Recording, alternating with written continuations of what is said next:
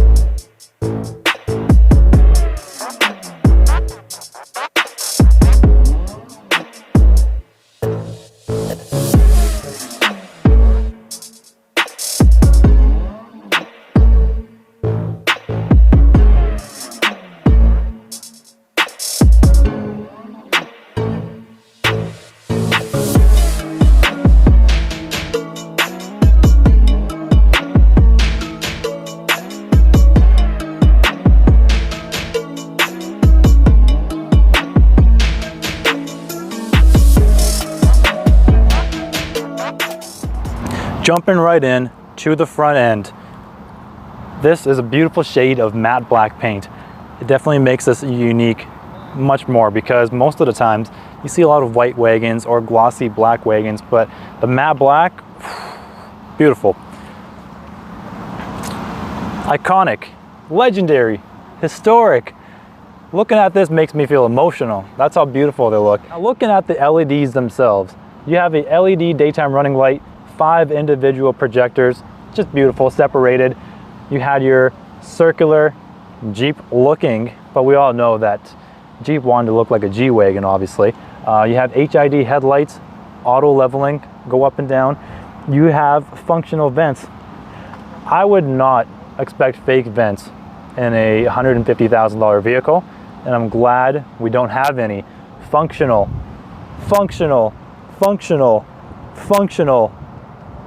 What more is there to ask? Let's take a look at these wheels. Gigantic 20-inch wheels. They came factory with 275 series tires, and they were summer performance tires.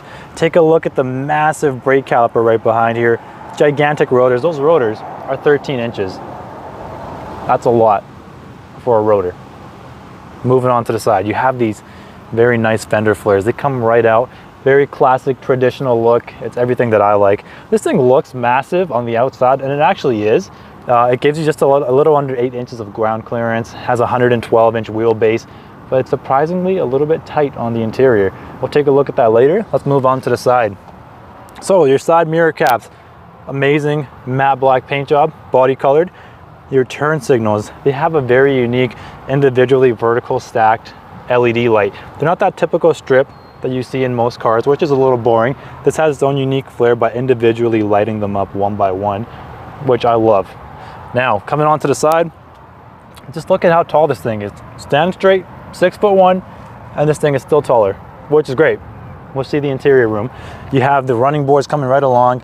Take a look at the doors themselves. Listen to this click. You hear that? That's amazing. And you close them. Solid. It's one of the most solid sounding clicks, and some really satisfying too, that I've heard in a long time. Moving along to the back, that nice silver trim that's coming along. You have your reflectors down here. You have a vent over here, which I never noticed in any G-Wagon before. I'm not sure if I've seen it in any other videos, but this one is right here. But before I go all the way to the back, we can't miss the AMG badges. You have a very nice, tasteful silver AMG badge with a V8 bi-turbo badge, which is classic. It's been here for a long time. Let's move on to the rear and see what this AMG brings. All right, guys, one of my favorite angles of the G-Wagon, the rear end. Gigantic. It looks like a square basically on wheels. Talking about the wheels, from the back you can see those are nice fatties we all love seeing. You had a full-size spare tire. Surprisingly, for a vehicle that was $150,000 brand new, you had halogen turn signals, halogen reverse, halogen brake lights. The new one has LEDs. That's shocking though. Your AMG badge. Now this doesn't have your traditional tailgate that most SUVs have. Most of them open vertically. The G-Wagon is a different vehicle. Look and see. It has a horizontal opening with so much space to jump into. You had an AMG plaque, full metal, a lot of space, over 40 cubic feet of space with the seats up. That's a ton. With the seats down, over 70. Gigantic. You can fit a lot of things over here. Even the tailgate itself, it's got this leather, this old school patterned leather with like stretched leather on here. That's great. This is all soft touch material. You won't even, like, the only hard touch plastic you find is maybe this grab handle. And that's all the way at the trunk. Now moving along to the back, you might be wondering, where's the exhaust? The exhaust is supposed to be at the back, not for the AMG G-Wagon. The exhaust for these puppies is on the side. Talking about the exhaust, let's take a listen and see how that sounds.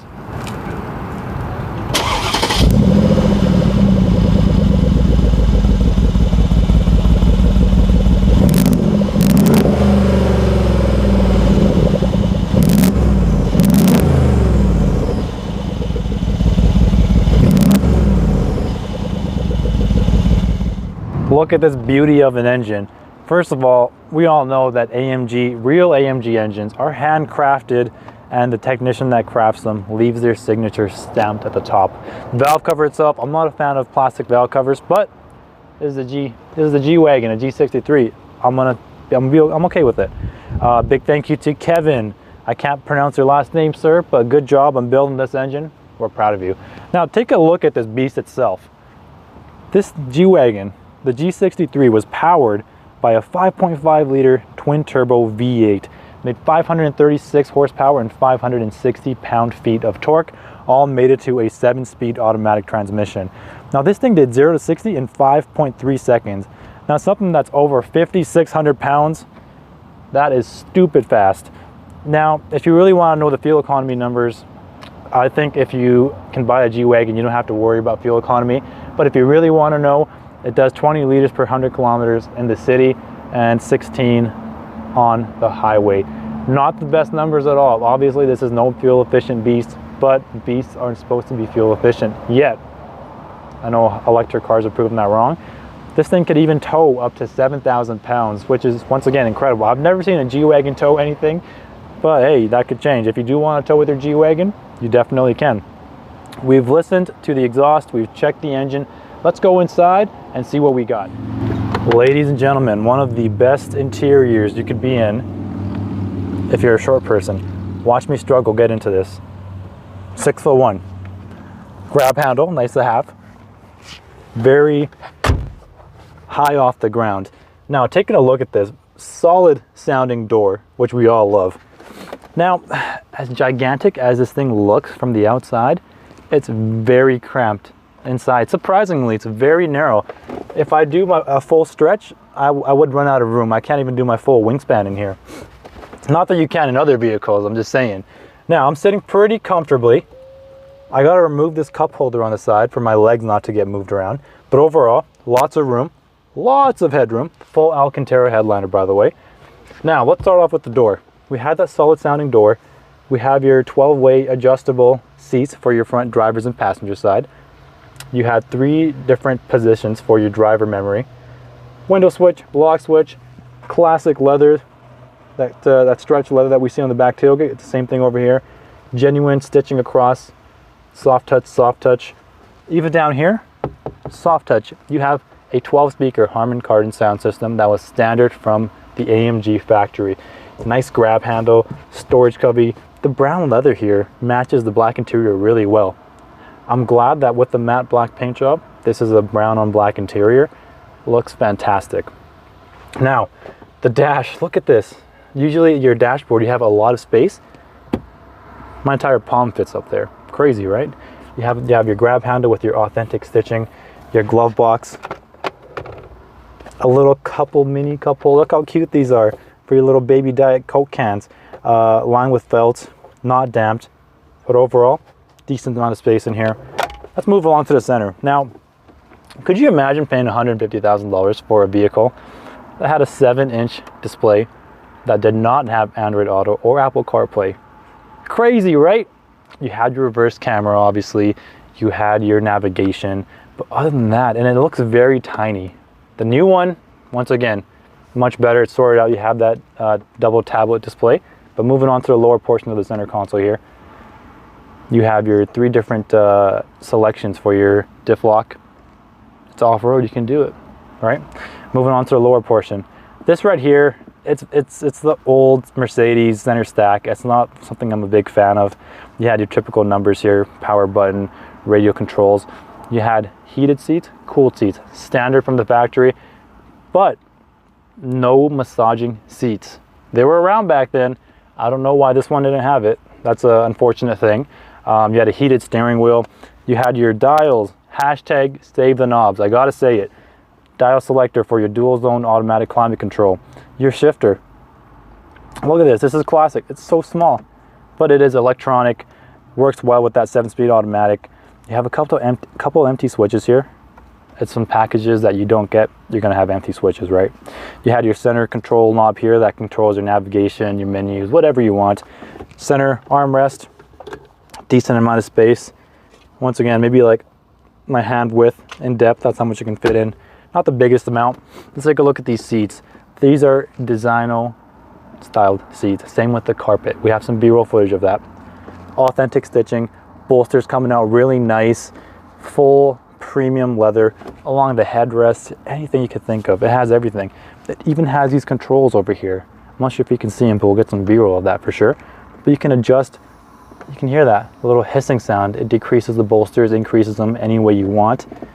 Aluminum dead pedals. The steering wheel itself, authentic stitching along the steering wheel. Older, it is the older generation Mercedes steering wheel, but you had your silver trim, flat black, no gloss black, other than the center console and around your infotainment system. Other than that, it was fairly decent. Your gauge clusters, traditional analog displays. You have your AMG badges. This thing was only electronically limited to go up to 130 miles per hour. But we all know if you get rid of that, you can go much faster, as you'll see in the drive. Actually, you won't see in the drive because that's not what we're doing. We're not going above that speed. That's illegal. You had a little helper screen in the middle down here. Showed things like your speed, your fuel economy. But if you own a G-Wagon, I don't think you want to see your fuel economy, as we mentioned those numbers before. Now, you had a, this is not a panoramic roof, but it's a little bit larger than a typical sunroof. Once again, full Alcantara headliner. Other than that, we've discussed the front. I'm going to set my seat where I would be pretty comfortable if I was going to be going on a long road trip. Even adjust my headrest by power. Now, I'm pretty comfortable here. You have a 12-volt by my legs, a little storage cubby down here too. I'm going to head to the back seat and see how much space I really have. I already know I'm going to have a real tough time fitting in here just looking at it. But I'm gonna try because I told you guys I would. I don't see any grab handles. Bruh. You're gonna have a tough time, but let's see what we have. Good thing we have these running boards, right? So Let's do this.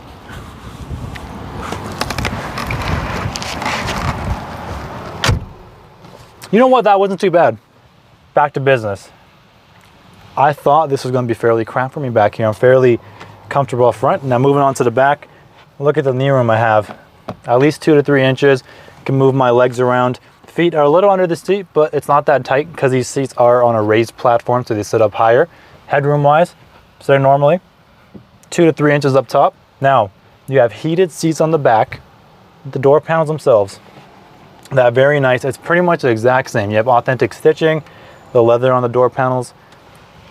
The only thing I wish that we had back here was cooled seats and massaging seats. Now this was in 2015, that technology was out. I'm sure it was available in certain packages, but for a vehicle that costs $152,000, brand new, I think it should have came included with that. What it did come with though, the optional packages, was this rear entertainment system. We don't want to take the baggies off, but they are fairly on the small side as well. They're just about as big as that front screen. But for a small road trip, you can have good viewing pleasures anyways, right? Now moving along, very nice seats, soft leather. You have no center fold down armrest, which I don't know how I feel about that. Where do I put my drinks? I guess I put them down here because that's the only area. You have a 12-volt outlet over here and your heat vents that show what temperature you're at. Other than that, your map pockets, tiny. You have some speakers coming out of the seats. Interesting, right? We don't got too much else to talk about back here. You guys see that I fit, so if you're a tall person, you're good to go. Now, once again, I've mentioned the price of this vehicle a lot of times. It was at a little over $152,000. Now, our good friends at House of Cars, Barlow, are selling this for just under $129,000. And I would highly encourage you to check this out if you're on the hunt for a luxury vehicle. Now, looking at, talking about luxury vehicles in general, it's really hard to compare this to anything, really. It's like it's in an area where there's not too many competition. You can look at things like the Porsche Cayenne GTS, but that's cheaper. Even with the same year and the same kilometer range, it seems like the G-Wagons seem to hold their value much better than a lot of other Mercedes-Benz models. You can compare this to things like the Bentley Bentayga, but that is much more. That thing costs a house. You can think about getting a Maserati SUV, but that thing costs tens of thousands of dollars cheaper than this. So where does this really fit in the luxury SUV segment? Tough to say, but it's definitely on the upper end. Now, we've done everything with this vehicle. Let's do the ultimate test. Take it out on the road and see how it drives.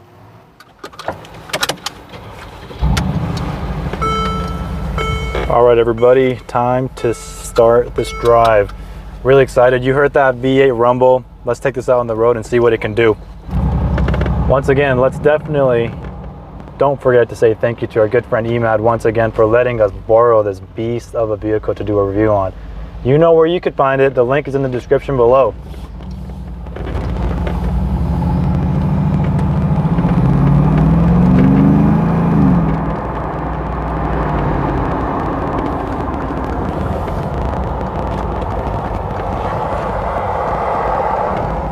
This thing is real fast for its weight. It's incredible.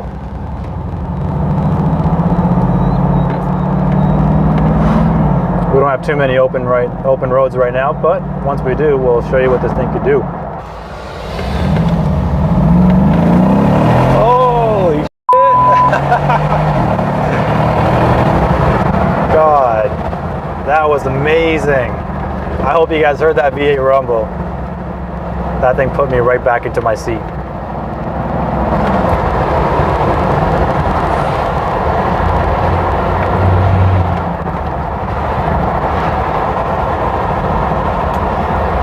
It's crazy how comfortable these seats are too.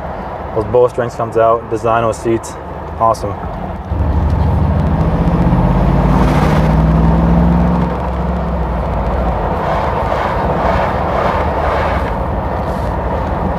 You'll definitely feel some body roll in this thing, but this thing was made for it lounging around in luxury.